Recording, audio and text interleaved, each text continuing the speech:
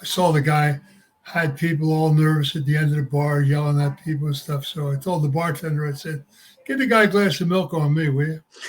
He said, "What, Jack?" I said, "Give the guy a glass of milk on me." And the guy took a glass of milk and went down there and gave it to him. And the guy looked up like he was going to rip somebody's head off or some jazz like that. You know what I mean? And I said, "Well, if you're a pussy, you might as well drink milk."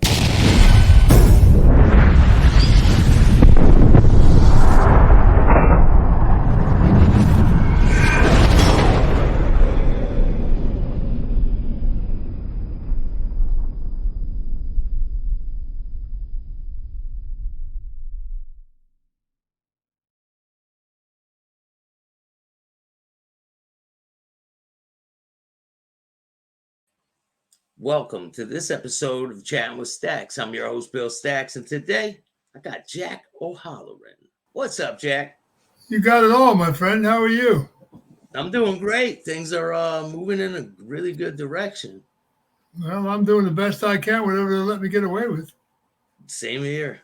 You survived the hurricanes. Been pretty brutal with the weather, huh? Oh, it's been gorgeous down there now. Hurricane's gone. Now they're having a terrible time in Acapulco. I know. I don't know what's going on. Like all over the country, a bunch of different things are happening. Mother Nature. Some things are not Mother Nature.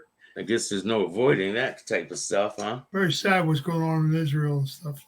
It really is. Just don't, they have such great intelligence, yet they let this slide. They should have stopped this a long time ago. Yeah. Never let these guys get this strong.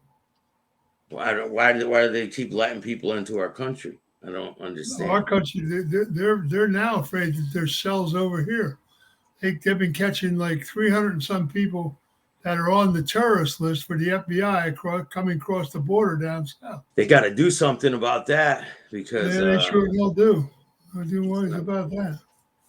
We're not going to last long with that type of stuff going on. I'll have to get my pea shooter out. Yeah. I can't even own a pea shooter, so I'll have to get my slingshot out or something. You remember those pea shooters? You ever have one when you were a kid? What, like a long straw, you could shoot a pea through it. Oh, little, yeah. Pea shooter.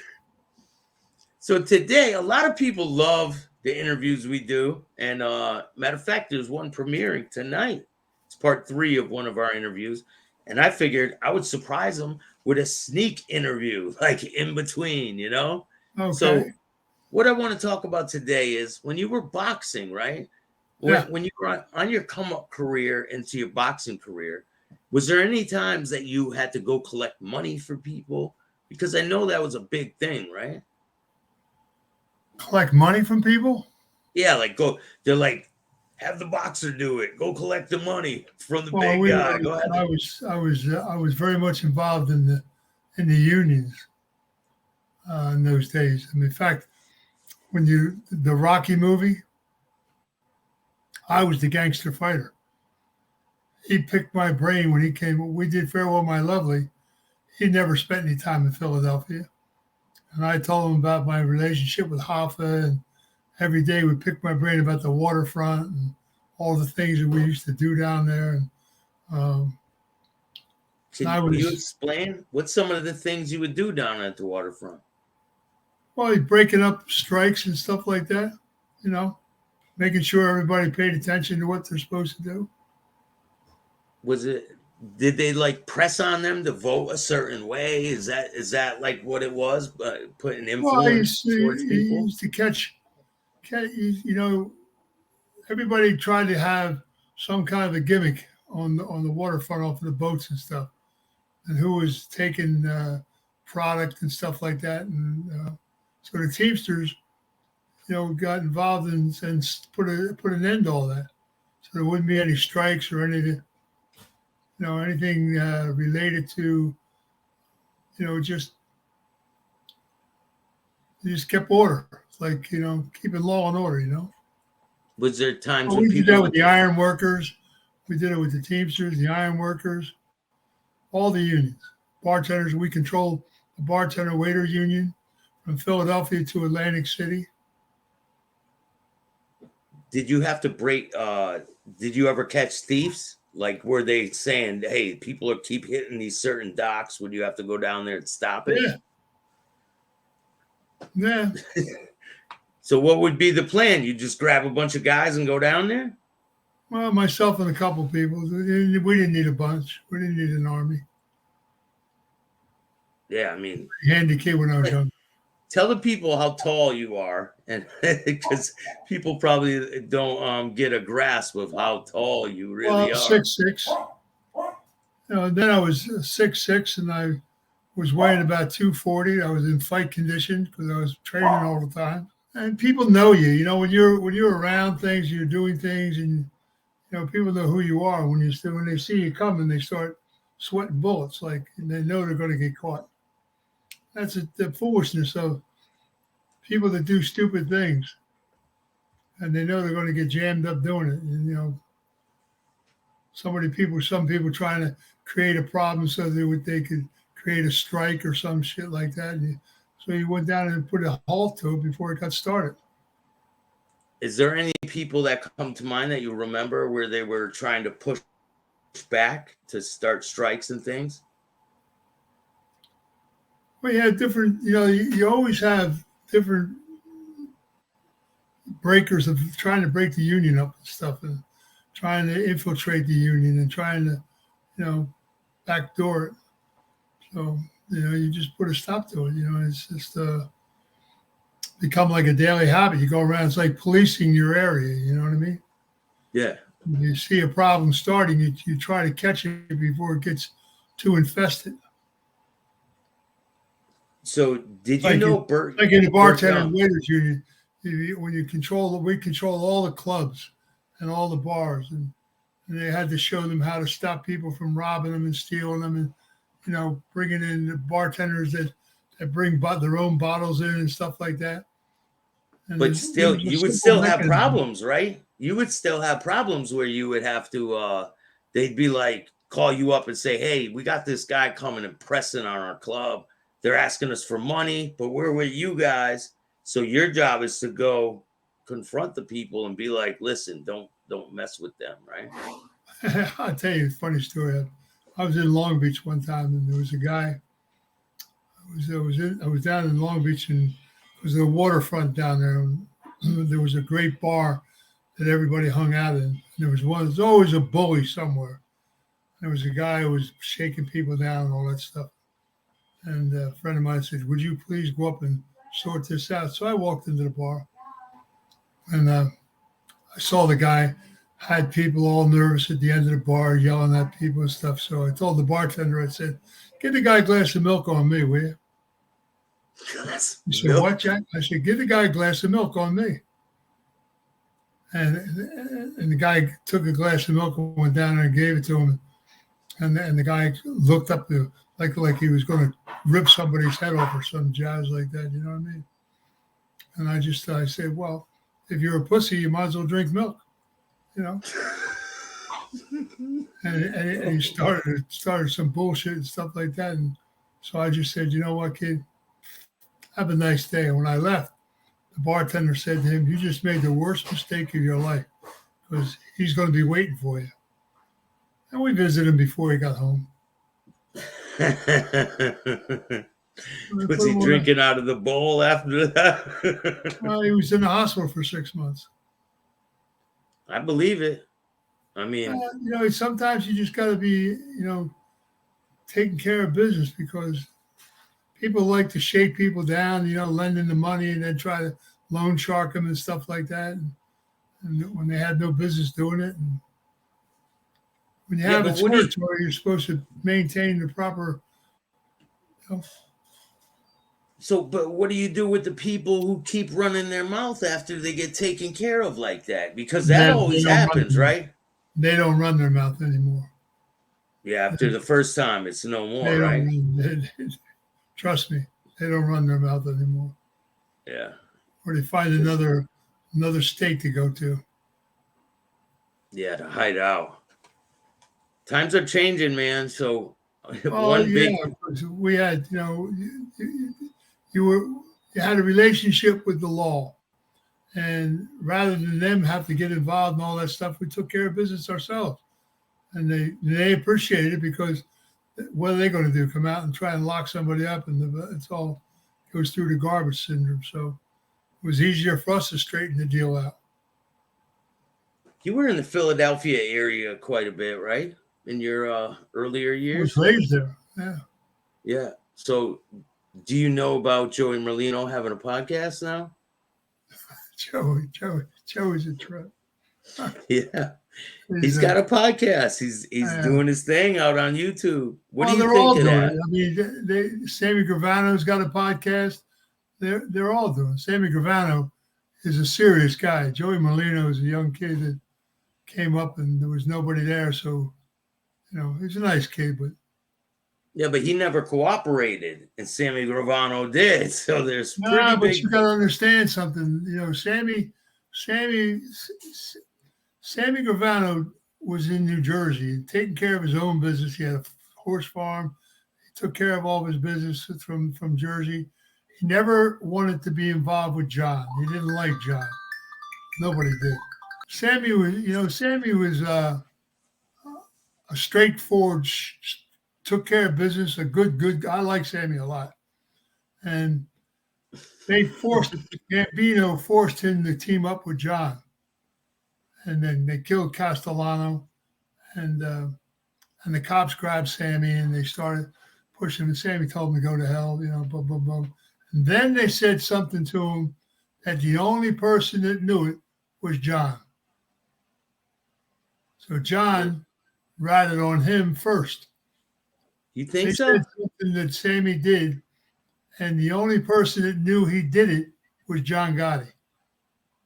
You understand? But what about all the other people that Sammy cooperated against? Because he didn't just cooperate against John Gotti. It was a whole bunch of people. No, it was John Gotti he went at. He said when they told him that, he said, "Oh, John, yeah, fuck, the hell with John Gotti." And then he just said, "But him." But Sammy was, he lives out in Arizona now, and he's. I like Sammy. Sammy's a good guy. Sammy was not a rat. John ratted on him and opened the door. I mean, people look at it. A lot of people don't know that. But people look at it different ways, man, I guess. We can agree to disagree. Yeah, he was, Sammy was a good, Sammy took care of his own business, and he did it very well. And John, I just feel, John opened that door. I feel like Sammy still thinks he's in the mob, like he still has some nobility, and when you cooperate with the government, all that goes away. And I think he's trying to rewrite history with some of the things.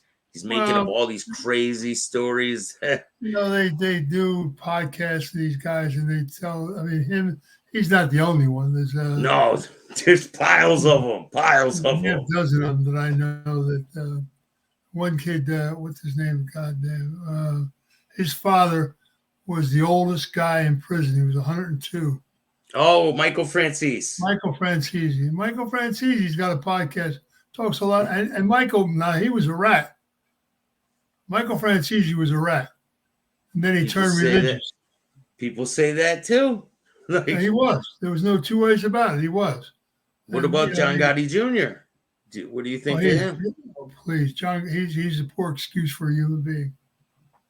And so is John's brother. John Gotti Jr., they went into his club in New York and went into his office and opened the drawer, and there's all drug paraphernalia, a notebook with all people who paid this and that, and everything that the FBI or any law enforcement would thrive to get their hands on was sitting right there in his desk drawer. How stupid is that? In Junior's? Yeah, John Gotti Jr. Wow. Yeah. He had a club in Manhattan. He's coming out with a podcast too. They all come out. They're making money. Don't you understand? It's not millions though. These guys doing podcasts. They're all making money, and God bless them. Not me. That's not my stick. They got to do what they got to do. I mean, yeah. I mean, it's I pretty got no wild. time. I got no time for Michael. Sammy and I have no problem, but John Gotti Jr., forget about it. And same as John's brother. I mean, John himself was not the Teflon Don going around, walking around. And, I remember he called me on the phone one day. He said, "Well, Jack, I can help you out on your acting career," because he was helping Mickey Rourke or somebody else. He said, "You got to come back and sit down and talk to me." I said, "John, I wouldn't come in your office on a serious bet that your office has got more bugs than a bug yard." And Well, then what are you he talking was about? making people go there. Why would he make people go there knowing that all the cops are watching Well, them he every said to day? me, he told me, so, "Oh, no, we turned the bugs off." I said, "Yeah, you turn them off for 5 minutes, and then as soon as you turn them off and you wait 5 minutes, they turn them back on again." So who are you kidding? Forget about Uh, it. wow. So he knew that the cops were bugging his office. Well, sure. I mean, they don't do things. He walked around for a long time because he had a mouth, he had a big mouth. So you I were didn't on have a the lot of other time. side. I didn't have a lot You of time for John. you John made me mad one day when he said that, "Well, I really loved your father." I said, "Don't you ever mention my father's name again, and I'll put you in the ocean." Wait, so where did you guys' relationship start? Like where did you first hear about John or meet him? John, Yeah. well, a lot of people in New York used to come to me for certain things and stuff, and John surfaced as out of he lived over on Staten Island, and I don't know. He was just he never impressed me. I wouldn't What even about take the time to sit down and talk to him. what And he about wasn't Big even Paul? knocking at Or my door. What? was there any other people in the Gambino family that you had connections with? What about Big Oh, Paul? I knew Carl Gambino was my father's underboss. It was the Anastasia family before then it became the Gambino family. When they assassinated my father in '57, they assassinated him because he wouldn't go in the drug business. And The Godfather, when Brando said, "If we touch it, our children will touch it, it'll be the downfall." My father said that. He took that from my father. My father controlled all the ports, and he didn't want to bring the drugs in. He said, "We didn't sign up for this. This is not our deal." And Vito they Genovese was begged him. heavily involved with the heroin, right? Say it again. Vito Genovese was heavily involved with the heroin. Well, he got involved in the heroin in the '30s when he got deported, and he opened up a plant down in Sicily, and they were bringing the drugs up from South America and different places, and they were bringing them over into the States. And the people that were involved with him were called Zips. They weren't even allowed to be called Italians because the Italian people didn't like the drug business. The old mob didn't like it at all. And you got to understand something, that